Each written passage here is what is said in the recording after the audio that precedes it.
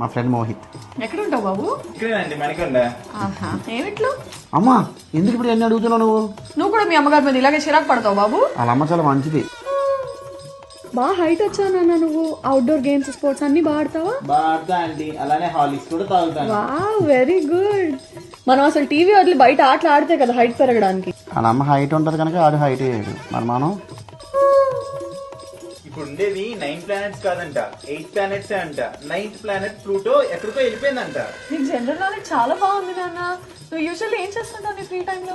నేను general knowledge books చదువుతానండి. మా ఇంట్లో ఉన్న వాళ్ళందరూ కూడా జనరల్ నాలెడ్జ్ షోసే చూస్తారు.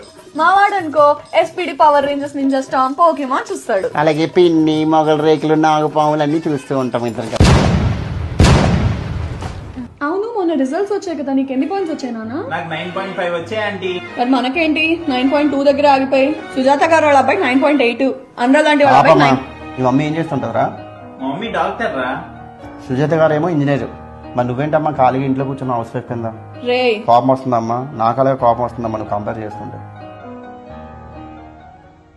చాలా మంది చిన్నప్పుడు ఈ కంపారిజన్ ఫేస్ చేసి ఉంటాం కదా. సో మనం చేయగలిగింది ఏంటంటే అట్లీస్ట్ నెక్స్ట్ జనరేషన్ కి ఈ ప్రెషర్ మనం క్రియేట్ చేయకుండా ఉండడం. ఈ కంపారిజన్ అనేది వాళ్ళలో ఇన్ఫీరియారిటీ తప్ప ఇంకేం క్రియేట్ చేయదు.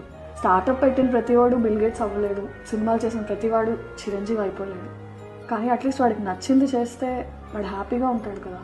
ఈ రోజుల్లో మనం చదువుకుని చదువుకి చేసే జాబులు కూడా సంబంధం లేదు. ఐ మీన్ చదువు అన్నది ప్రతి మనిషికి ఇంపార్టెంట్ కాదనట్లేదు. బట్ చదువు ఒకటే కాదు కదా, ఇంకా చాలా ఫీల్డ్లో చాలా విధాలుగా చాలామంది చాలా సాధిస్తున్నారు.